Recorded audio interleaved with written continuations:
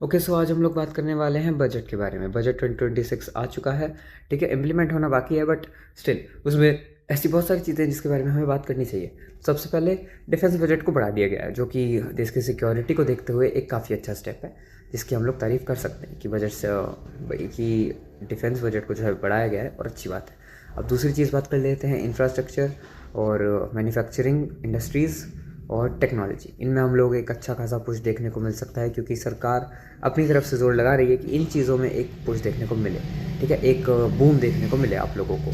But अब वो मिलेगा या नहीं मिलेगा वो तो देखने वाली बात है, लेकिन हाँ, आप लोग एक्सपेक्ट कर सकते हो इसमें बहुत सारा काम होते हुए आप लोग देख सकते हो, जो कि लॉन्ग टर्म के लिए एक अच्छा डिसीजन है। अब बात करें कि कौन सी चीज़ें नहीं लाई गई थी, ठीक है। सबसे पहली बात तो फार्मर्स की कंडीशंस कुछ बहुत ज़्यादा अच्छी नहीं है कुछ टाइम से, एंड उनसे रिलेटेड हम लोग एक डिसीजन एक्सपेक्ट कर रहे थे, या फिर कुछ तो स्कीम एक्सपेक्ट कर रहे थे, या फिर कुछ ऐसा आता जिससे कि उनको कुछ राहत मिलती, बट ऐसा कुछ नहीं किया गया है, ठीक है। और दूसरी चीज़, मिडिल क्लास लोग जो हैं वो बहुत ज़्यादा कह रहे हैं कि इस बजट में हमारे लिए कुछ भी नहीं है। आपने एक स्टेटमेंट भी देखा होगा जिसमें निर्मला सीतारमण का हो गया था, ठीक है। तो अब बात करें, सॉरी, निर्मला सीतारमण जी का। अब बात करते हैं कि वो हो क्यों हुआ था, क्योंकि इस बार के बजट में कुछ खास रिलैक्सेशन नहीं दिया गया है, बट हाँ, एक स्टेबिलिटी है। कुछ खास टैक्सेस को बढ़ाया भी नहीं गया है। पिछले साल जो था ऑलमोस्ट ऑलमोस्ट वही चल रहा है, एंड ये एक्सपेक्टेड था, ठीक है। पिछले साल का जो कट था वो बहुत ही एक मेजर था, बट इस साल का इतना कुछ मेजर आने भी नहीं वाला था, ना बढ़ाव ना घटाव, ये एक्सपेक्टेड था। अब बात कर लेते हैं इस बारे में कि एंड इतने सारे ये जो मेजर स्टेप्स लिए गए हैं एंड माइनर स्टेप्स जो लिए गए हैं, इसके बाद एक चीज़ तो क्लियर हो जाती है कि हमारी जो करंट गवर्नमेंट है वो फ्यूचर को देखते हुए ज़्यादा चल रही है rather than past and present, ठीक है। प्रेजेंट को भी थोड़ा सा इग्नोर किया जा रहा है, जो कि थोड़ी सी गलत बात है। जैसे कि फार्मर्स वाला पॉइंट हो गया एंड मिडिल क्लास वाला पॉइंट हो गया।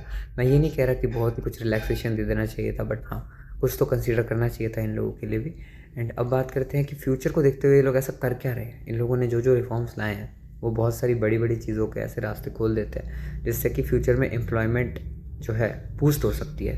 मतलब कि आपको नई जॉब्स देखने को मिल सकती हैं, आपको जॉब सेक्टर एक तरफ एकदम से, एंड आपको समझ नहीं आएगा कि एकदम से ऐसे कैसे हुआ, इतनी सारी जॉब्स आई कहाँ से।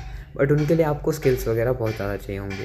तो आप लोग देखते रहो कि गवर्नमेंट क्या क्या स्कीम्स निकाल रही हैं, क्योंकि इस साल जो चेंजेस लाए गए हैं ना, वो बहुत माइक्रो एंड बहुत मैक्रो, ठीक है। बहुत छोटे से बहुत बड़े, यानी कि बेस से अप, ठीक है। बेस एंड क्लाउड दोनों लेवल पर लाए गए हैं। अब दोनों लेवल्स की अगर बात करें तो बेस लेवल पे वो चेंजेस जब इफ़ेक्ट डालना शुरू करेंगे ना, मे बी अभी ना करें, बट कुछ टाइम बाद जब डालना डालना शुरू करेंगे ना, तो वो बहुत बड़े बड़े चेंजेस ला के देंगे आपको।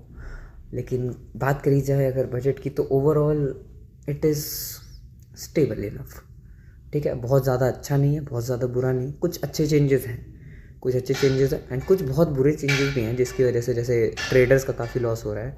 अभी मैं तुम लोगों को एक बात समझाता हूँ। बस तो तुम लोगों को मार्केट की मुझसे ज़्यादा समझ होगी, बट फिर मैं तुम्हें बताता हूँ। एकदम से आया तो थोड़ा सा प्रॉब्लम होगा तुम लोगों को देखने में, but at the end of the day कहीं ना कहीं वो चीज़ कंट्री के लिए ही हो रही है। तो थोड़ा सा सह लो यार, बाकी मार्केट कुछ दिनों में स्टेबल हो जाएगी। हो सकता है जब तक ये वीडियो डल रही है उसके कुछ दिनों के अंदर अंदर स्टेबल हो जाएगी। मैक्स टू मैक्स जो है मिड फेबररी से लेके 20 फरवरी के बीच में आपको एक स्टेबल मार्केट वापस से देखने को मिल सकती है। बाकी चलो, आज के लिए इतना ही था। किसी और दिन मिलते हैं। बाय।